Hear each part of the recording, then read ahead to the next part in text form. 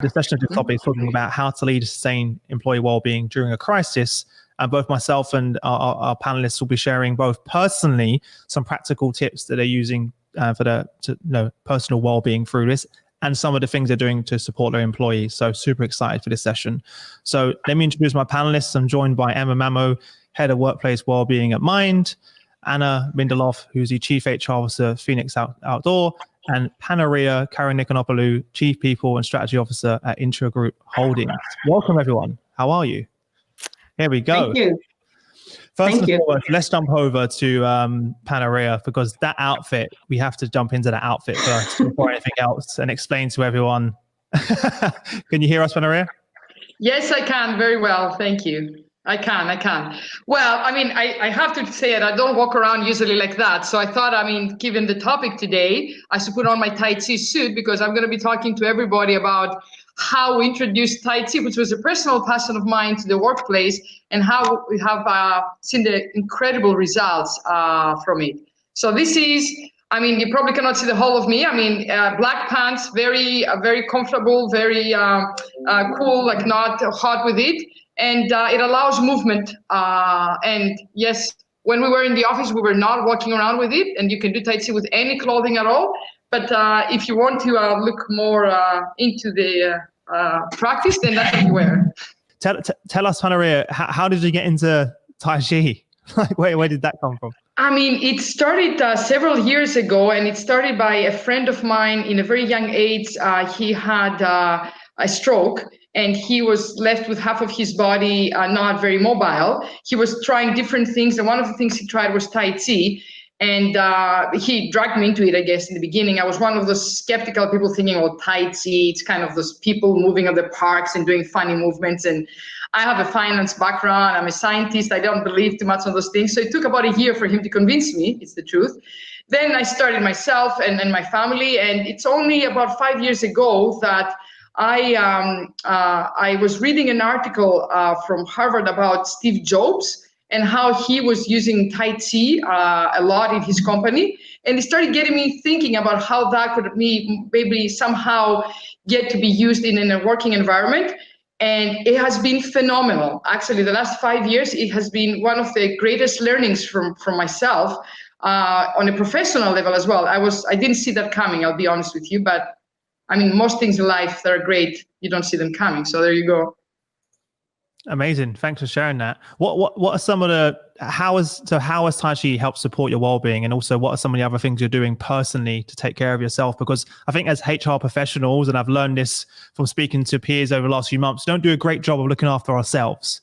We will get on to how we're helping our employees, but first and foremost, we have to put our own oxygen mask on, take care of ourselves first. So Tai Chi has been a great help. What other things have you also been doing? I'll just say one liner about Tai Chi and then move to the other things too. Is the main difference, if one had to use one line to say how that is different, better, or more effective or efficient than any other well-being program, is that it's not a program. It's a way of living. It doesn't target one spot. Okay, I have pains and I do that, or I want to get stronger, I go to the gym, or I have an anxiety and I visit a psychologist or someone to help me with that. It doesn't look into its thing in separation, but it's a holistic thing. It doesn't even look at you as a separate. It doesn't say, oh, you are the manager, so you need that program, and you are the employee, you need that. It doesn't say you're an employee and you need that. It takes you and the family. It's a holistic approach, and everything is part of it. So that's important to say, because it's more of a philosophy, if you may, that embodies everything else. So it doesn't do things in isolation. So that's, to me, a critical difference from everything else. And personally, from experience, and even before I got involved with Tai Chi, we are, as human beings, we're complex and we're a whole entity. We're not the sum of our parts. We need, and each one of us has several different roles to play in life. So that's, to cut it short, that's the one thing about Tai Chi. The other one hits exactly the nail on the head about me versus, or us versus them, or me as myself versus everybody else that I need to take care of in the family or at work as a manager. And again, it's not there. You don't even, it doesn't make a difference between that. Everybody has to do the same things, and it doesn't matter what the role is. So, it embodies things like you eat well, it embodies things that you listen well, it embodies things that you do some exercise because you need that. So I do that just because I do it, and everybody does it. And it's not like I consciously have to think of, okay, I'm going to do that, take the oxygen mask to feel better and then help everybody else. Is by doing it to me, it helps me and everybody else as well. I don't know if that's too complicated for people to understand, but that's basically in a nutshell the idea. No, I love it. And that's one of the things when people talk about like diets as well. Diets don't work. You need to change your life. It needs to be a lifestyle choice. So no point doing a diet with an end date. Same with your mental and mental well-being. I've started seeing a therapist recently for my own mental health and well-being. I've put it off for years. And I know it's not going to be, I'm going to do 5 sessions and then it's done. For me now, it's the same way I'm going to the gym regularly and it's part of my lifestyle is now really what I'm focusing on with my mental health and well-being. But for so many years, I didn't look at it in the same vein, in the same way as well. But to say very quickly, the analogy that I use with people is, and I mean, I'll speak about myself. I'm old enough to remember the years 20, 30 years ago when the concept of diversity first came into the companies and everybody we'll have a diversity manager and we have to focus and do diversity initiatives and do things like that. And then we quickly realize, some of us quicker than others, that you just have to behave. You're not thinking, you're not doing an initiative for that. You're just inclusive from how you are. The same goes with the well-being. We shouldn't be thinking of a program that will actually make me, I'll take the pill, I feel better, or I'll do this, I'll feel better. It should be part of everything we do. I mean, Kung Fu means energy and time. Put the energy and use the time to do whatever it is. Love it. What can we possibly add to that? Long explanation. I can hear something that I always hear when we talk with others, when I talk with others, that we always do a long list of things that we should do, right? And I think that given the COVID situation with a lot of people who are not feeling that good, HR people, everyone who's listening now has probably either worked longer hours than usual or not that much at all because they have been on furlough or on short-term leave or so. And I think this part with self-compassion, I actually miss that one. It's okay to not be okay, I usually say.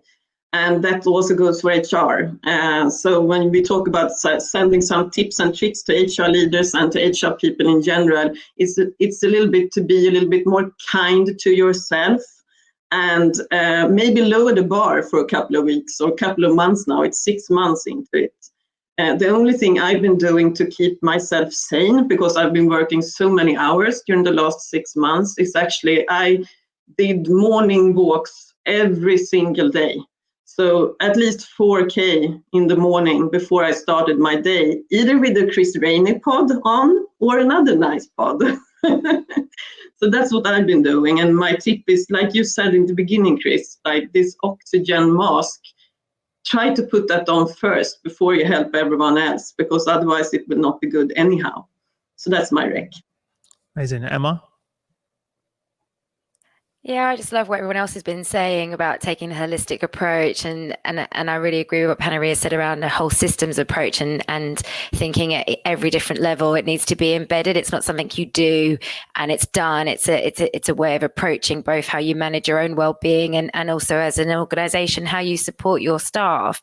In terms of how I've been taking care of myself during this time, I've always been quite focused on this anyway, but it's always split into how do I manage my working day and then how do I manage my well-being. So in terms of my working day, working from home, I've just been making sure I've got adequate time to kind of manage my work, delegate effectively to other people, and not feel like I'm lurching from one thing to the other, which at the start of this, it did feel very pacey and, that pressure cooker, that roller coaster and a real challenge to manage. And then I've just been, I guess, just trying to think about how work doesn't dominate. So having a midweek pick me up where normally I'd meet friends, not always wanting to do a Zoom call at the end of a day. So thinking about other things in the midweek that I can look forward to as a way to not let work overshadow.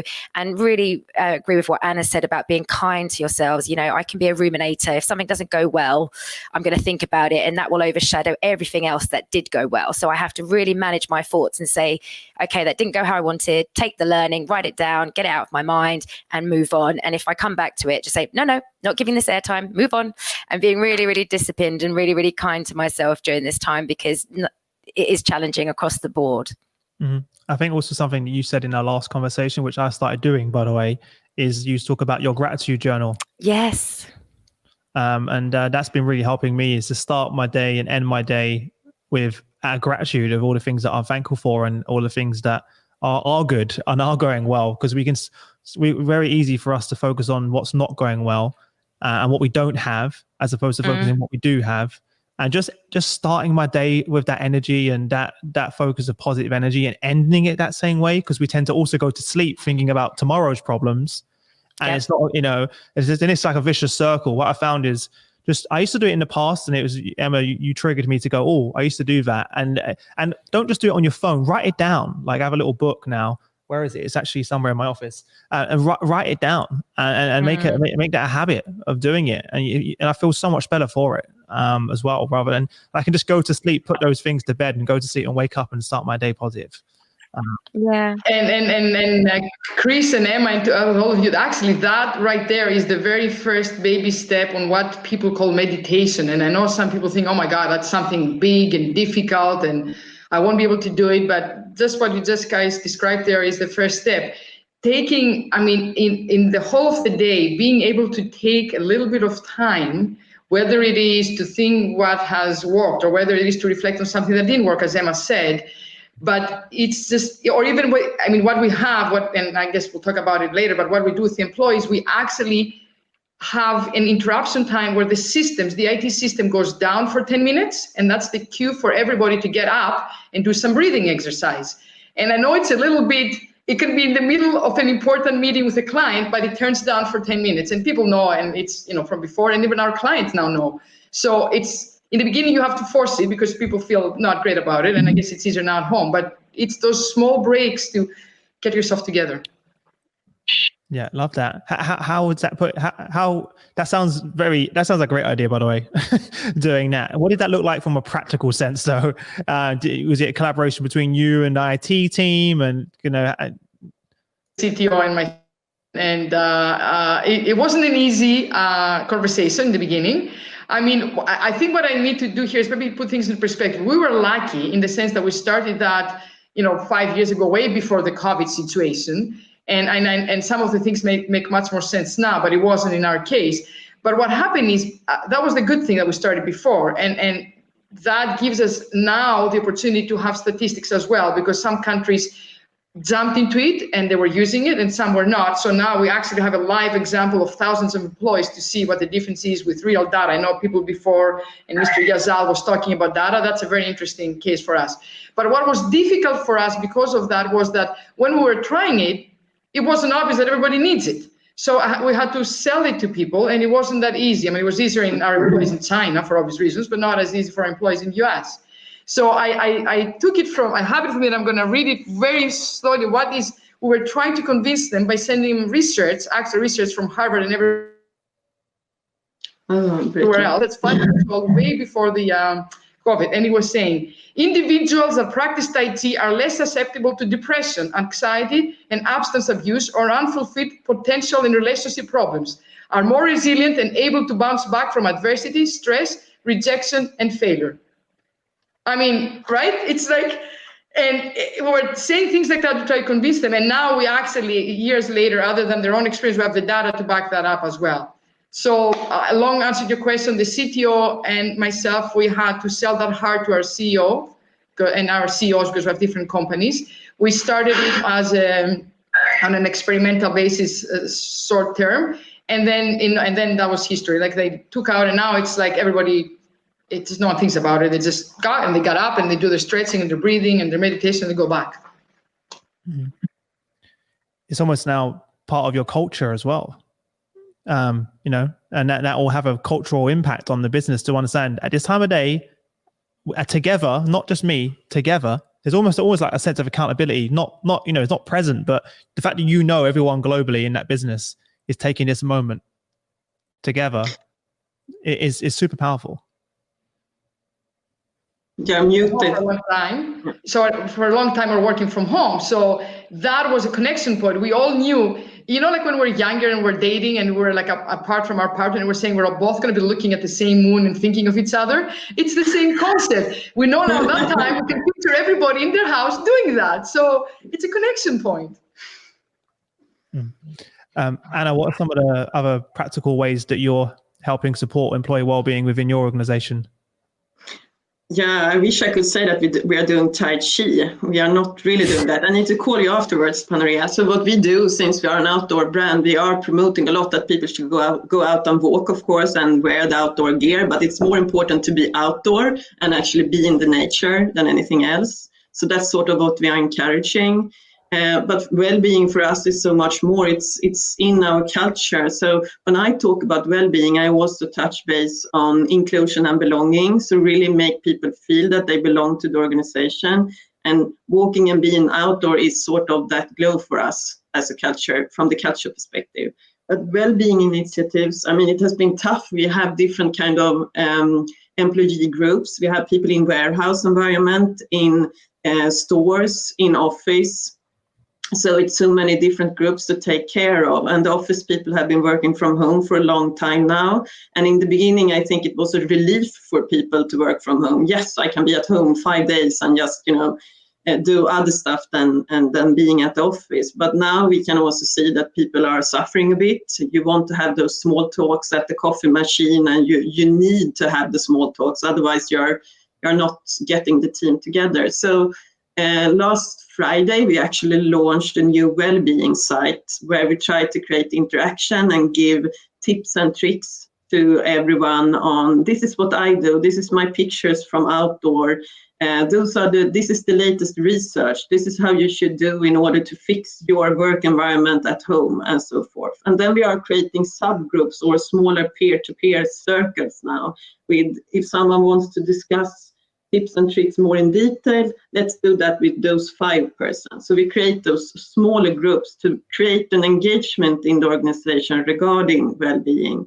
And many people within Fenix are based in the Nordics. And now it's starting to get really dark here, and that will not make it easier. So it's dark very early. And that means that we sort of need to, put focus on the individuals even more than before to sort of keep the light in the tunnel and talk to them about when we will be back at the office. I mean, before, no one wanted to be at the office. Everyone wanted to work from home a couple of days. Now it's like, I want to be at the office again. So that's a bit of a challenge to keep it up and keep people going now. Yeah.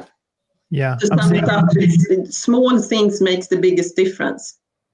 I'm seeing that you're all right. As when it's all great when it's sunny, which was a few months ago, it was all sunny and nice outside. But now it's winter's hitting, and if anyone who's listening from the UK, the last few weeks it just hasn't stopped raining at all. So everyone's been stuck inside anyway. I've still been trying to go outside even in the rain, just to get outside. But it's making it more and more difficult. And to your point about the workplace, many people's support networks were at work. And their friends, and so now they're removed from those support networks and their friends and family. It's very dangerous that people don't have anyone to reach out to. So that's something that I've been very conscious of. Panorea, did you want to jump in? I would like the input from both of Anna and Emma, but I think maybe Emma has more of an insight on that. On that last point, what we've noticed is that before, if people had any mental type of health issues, it could be even just slight stress to very heavier cases. There was shy, or there was an embarrassment. They were trying to hide it from everybody in many occasions. What we found that the coronavirus did is it almost liberated people, because everybody kind of felt depressed, and everybody thought they had an excuse to be depressed. They felt more free in expressing that, which to me, it was almost a good thing that came out of something bad. And I don't know if Anna or Emma have experience of that. We had a difficulty with people actually even saying or coming out and saying I have an issue of any sort, especially if they were managers. And now suddenly they had the free pass. Well, the whole world is depressed, so I'm allowed to say I'm depressed too. Should I come in on that? It's such an interesting proposition. You know, we all have mental health, same as we have our physical health. It exists on a spectrum. We move up and down it from good to poor for any number of reasons. But I think in the workplace, people never wanted to own they were struggling, because once you say it, you can't unsay it. So there's been a real lag in the UK in terms of people talking about their mental health in the workplace compared to broader society, where we had been seeing improvements.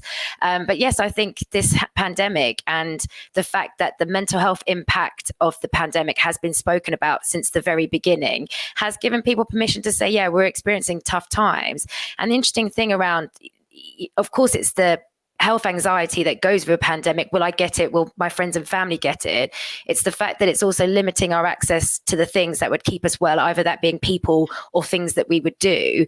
So yes, it is kind of opening up that idea that, you know, the things that we depend on, the things that keep us well, we haven't got access to them in the same way or at all. And we now need to think that through. So I think, Panorea, I would agree with you. There are some benefits to this, to get the conversation more accelerated and to get people to really connect with what are the things that matter to me, that keep me well, that I need to try and do or do in a different way now. Whereas I think we didn't really talk about that. You know, you'd say, I'm going to go see a personal trainer because I want to improve my physical health. But no one really ever connects with, well, what do I do to take care of my mental health? So I think it has been positive to start that conversation in a workplace and also get people to think about how they take care of themselves.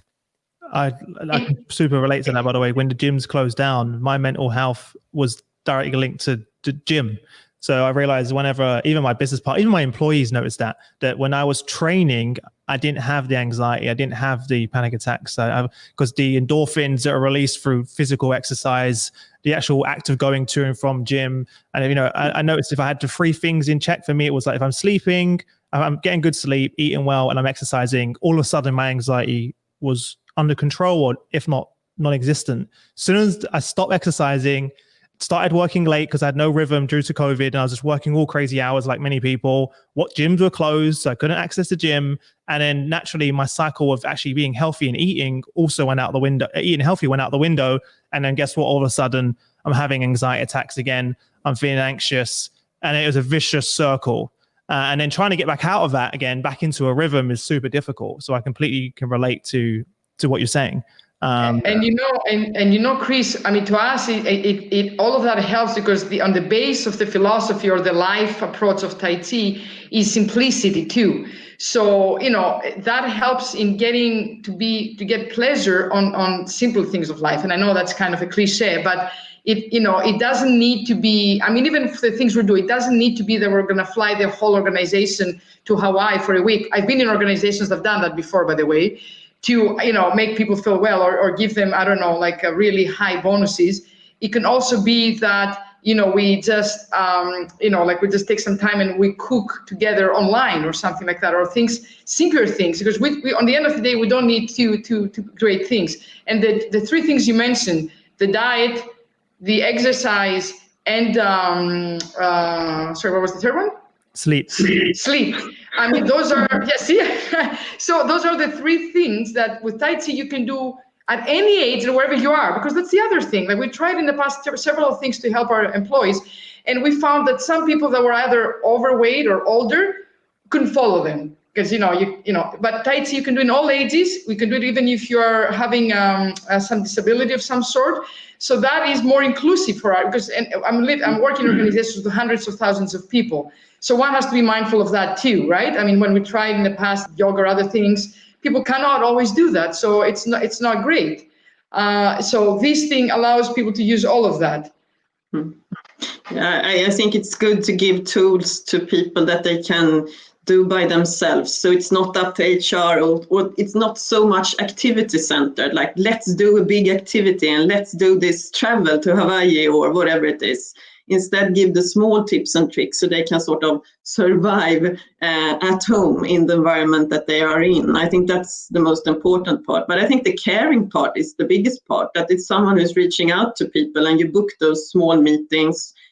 During the first months, I would say, when COVID came, I had meetings every day, twice per day with my global HR team, because it's also about keeping the sanity from that perspective in the HR team. And HR is pretty I mean, we should be the face out to the organization, and we should always be a little bit too positive sometimes and saying that everything is fine and we are so happy. But it also needs to be somewhere you can go behind the scenes and sort of have a psychological safety for the HR people. And it's okay to not be okay all the time.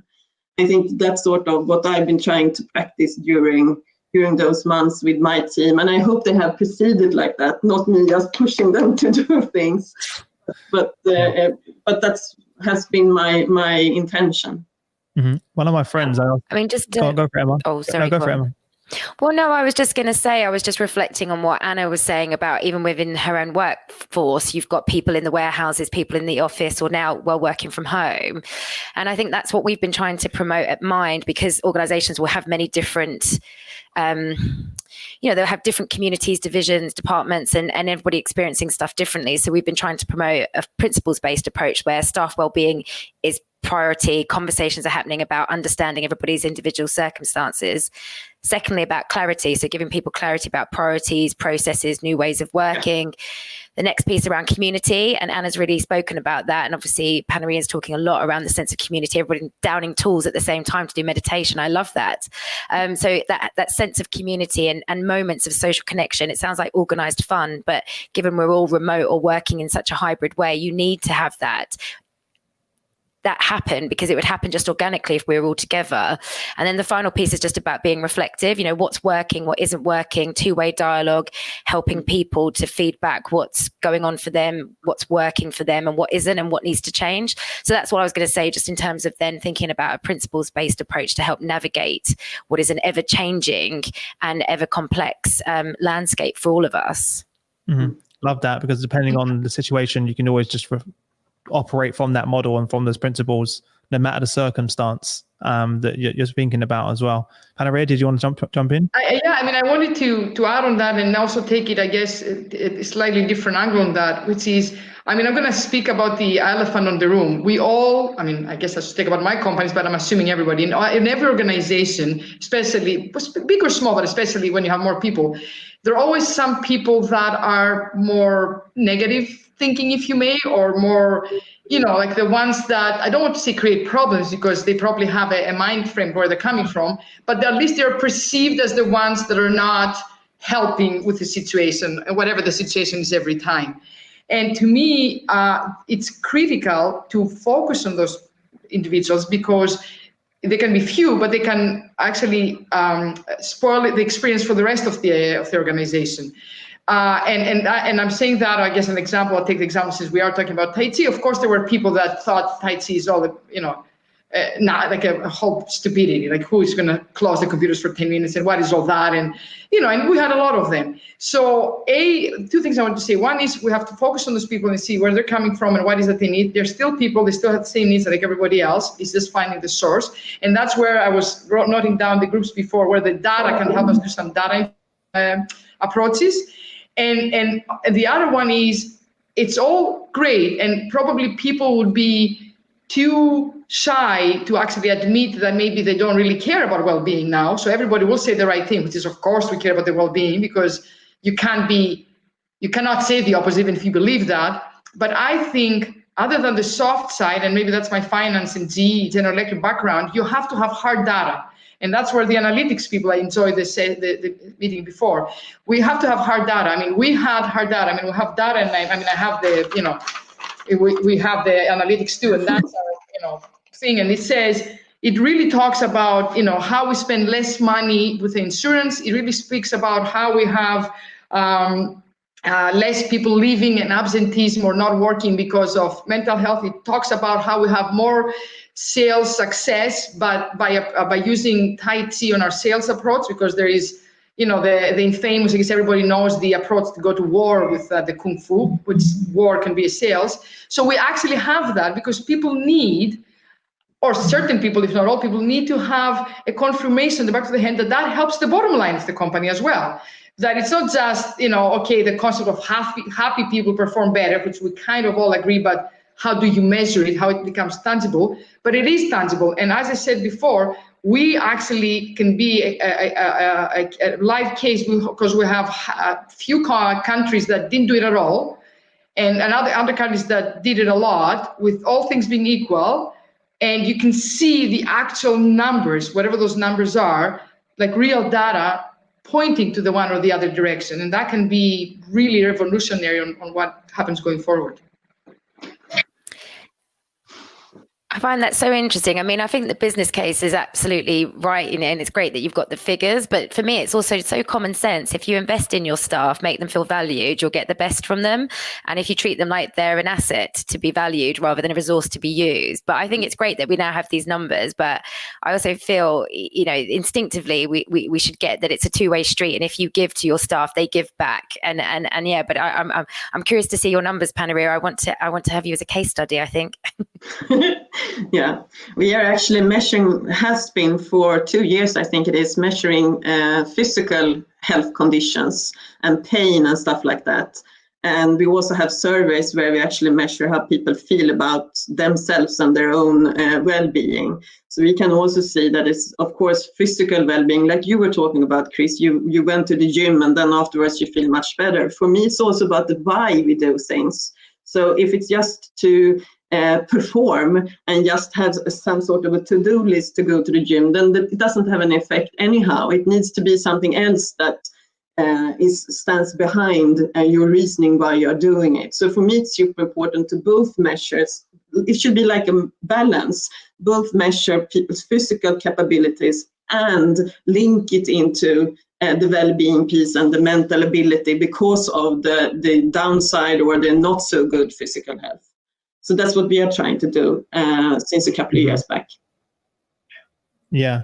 So one of the things I used to do a long while ago, which I used to get a lot of heat from my leadership team about as a sales director. It's quite a stressful job, as we've all referred to, and it was very, very high pressure. And every day I would just take a moment and just say, all right, we're all going for a walk. And I'd walk every single person off the sales floor and we'd just do a lap around the block. Right. And I remember my CEO and the team were like, that time spent doing that walk, they could be generating X many more sales. Right. And it was like this and I was like, this big heated debate. And I was like, listen, the team needs a break. They need to reset. And I can feel it as a leader. I could like, okay, this is not healthy. And I would do that. And then it got to the point where everyone, it became part of our culture and our way of working. We're the only team in business that did it. And then we ended up, not saying you have to do this, but I ended up going to the gym with a lot of my team members and we worked out and we basically created a bond around our own. It was mainly physical. It wasn't mental, but the benefits were there. The benefits came. I wish I would say that I dedicated some time to that, but I'll be lying. And that made a massive difference. I still do that today with the team here. It just sometimes if you're feeling stressed out and the team around you, and you're having a tough, just get out of the office, just go for a walk and just have a chat and just do a lap and come back. It sounds so simple, but trust me, the results and the people came back so much more energized, more focused. And I wouldn't even have to say anything to the team. They were like, let's get it. Let's get on the phone and just hit that target. Right. And so something as small as that can make a big difference. The other thing someone said to me recently, I've asked a lot of my friends recently, knowing we're going to have this session, saying, what's one thing that your business has done around mental health and well-being that's made the most difference to you? So I just wanted to hear some of my friends in different companies. And one that really stood out to me was from a friend of mine called Ben. And he said, out of all of the apps and tools and Headspace and all these things that the company offered, the thing that meant the most to him is that once a month he got a phone call from Jenny, who he's never met. Just someone just saying, how are you, Ben? Not his manager, not someone, just someone completely impartial that wasn't going to judge him, he didn't feel like there's any pressure, and just, how are you? And he said to me, I've shared more with Jenny about my mental health and well-being than some of my closest friends and family, and I look forward to that call every single month. Right. And that was, and you could tell I was like, wow, the fact that this person who he's never met, that he can share and be vulnerable and have that conversation. So that's a small thing, having a person that just to reach out to your employees and just, how are you? Absolutely. It seems like there is I have to admit, I never thought of it before, but it seems that's coming up in several sessions today. I mean, I heard in one of the previous ones that people are feeling more comfortable speaking to a robot. Now you're saying, I believe that they're feeling better to speak to somebody they don't know. It seems like people feel better to speak to everybody else other than the manager more. And I think for me, I'm just thinking here aloud, and there's something to be said about that. I hear people saying that, and I guess I can understand, but I never thought of it before today's sessions that would be such high percentages of people. I mean, I guess I need to think about it a bit more, what it is that, people need it, obviously, but they don't feel comfortable to do it with what we will conventionally think would be the manager, right? So it would be someone they don't know, or the robot, or something else. That says a lot about the leadership in the organization, right? So I think leaders are also, or managers are also human beings, and they are also in a crisis. So we also need to mitigate that a bit. So what I've asked the leaders in our organization to do is to ask 3 questions when you have your one-to-ones. And I strongly recommend everyone to have one-to-ones each week. And it's the employees meeting. And there you ask as a leader, how are you today? That's probably the longest answer on that one, if you have a good relationship. And then the second one, what's on your table today? And the third one, how can I support you? And not so much about the tasks that you as a manager want people to deliver. It's their meeting. And I think that will help people to speak up a bit. I mean, what we found, I totally agree. And I will add a fourth, it's not a question, it's a layer. We do something similar, not the exact same questions, and it's 2 in our case, and slightly different, but the same concept.